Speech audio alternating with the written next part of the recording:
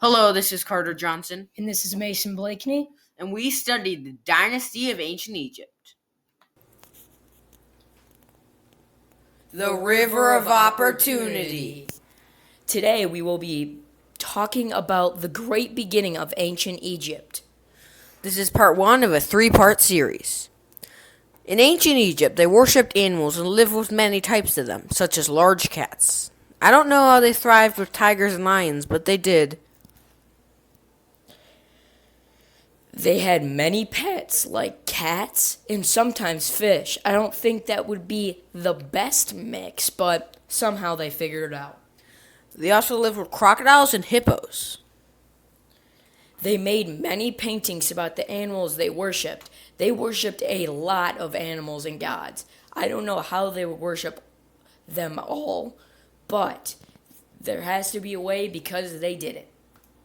Ancient Egyptians lived near the Nile River. This made it so that they could plant crops along the bank of the river during the dry season to make great farms. There were different types of regions, but the main two were the upper and lower regions.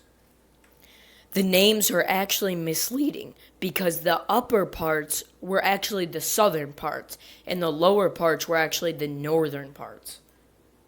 They are named that way because the upper region actually was in the mountains, and the lower region was in the lower area, where the Nile River ended and went into the Mediterranean Sea.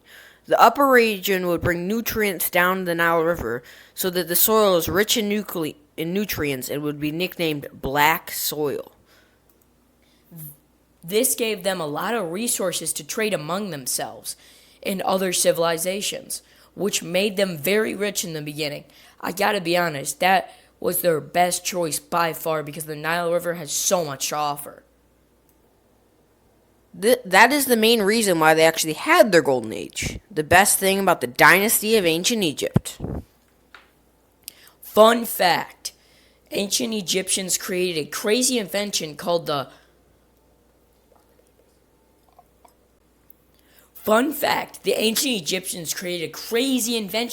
Archimedes screw. It pulled water out of the river so they did not have to get into the river to get water. This made it so they could just put a bucket under it and collect water. I not know why they really did that, because you could just dip a bucket into the water and get it, or a pail into the water and get it. But I mean, it sounds a lot nicer than getting into a river full of crocodiles and hippos. Welcome to the next episode about the dynasty of ancient Egypt. Today we will be talking about the golden age of the ancient Egyptians, also the Egyptians' achievements. The top of the pyramids. This is part 2 of a 3-part series. In this golden age, they learned how to make even better pyramids. They knew how to make the pyramids long before the golden age, and they knew how to move giant blocks of hardened mud.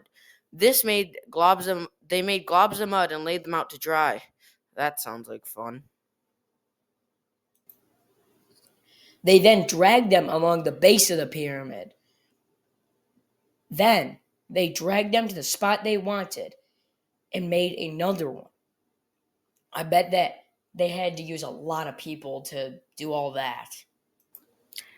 Actually, in ancient Egypt, there's no money or any currency. The people who built the pyramids of Giza actually were not slaves, but actually paid workers. They were paid in food and beer, so as you can imagine, they worked hard for it. I would work for the food, but I don't want the beer. They also learned how to make smooth-sided pyramids. This made the pyramids look even better. The pyramids were made as tombs for the pharaohs and for tourists overpaying to see them in a couple hundred years into the future. Also in the Golden Age, pharaohs got a little picky of where their body would be kept after they died. They wanted a colorful tomb with many riches. That sounds kind of cool, being buried with all your money and other junk. They also believed in the afterlife, and it was thought that if you had a bunch of stuff with you in your tomb, it will go with you into the afterlife. Let's talk about how they got their golden age. They had a crazy golden age, but there was a lot of key factors leading up to them having a golden age. Some of them are them being by the Nile River, let them have more resources so they could trade among themselves and with other civilizations. Their river lets the river lets them grow crops and have water that boosts their growth even more. I feel like that is the perfect spot because it has water and it also looks pretty cool. Remember, the ancient Egyptians lived for a very long time. They ruled for thousands of years, and a lot of things changed in that time.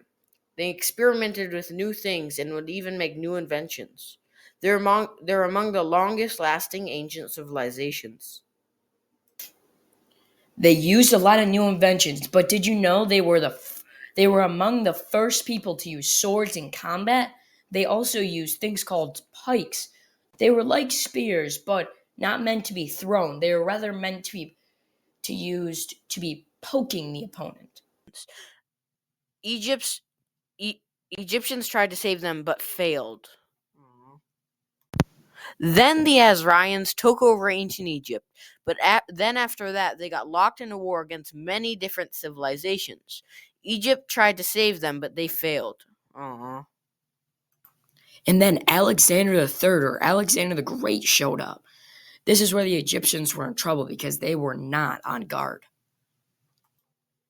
Alexander the Third was born on either the 20th or 21st of July in 356 BC in Macedon. His father was King Philip II, King of Macedon. He conquered many civilizations, and when he came to ancient Egypt, he ended up taking it over. Another factor was the rebellions from ancient Egypt started to fight back against Alexander's army, which gave them barely enough strength to take back Egypt. Alexander the Third started a new section of Egypt history, the Ptolemaic dynasty. At first, the people that came to ancient Egypt respected Egyptian culture, but then when new people came down and married ancient Egyptians, their culture went down in flames, kind of like my breakfast this morning. After Alexander the Third started breaking tradition, the Egyptians were not happy at all, so they decided to fight back. They kept fighting till Rome saw their opportunity to take over Egypt and all of its land, so Rome took over Egypt. Thank you guys for listening to our podcast. Don't have a good day. Have a great day.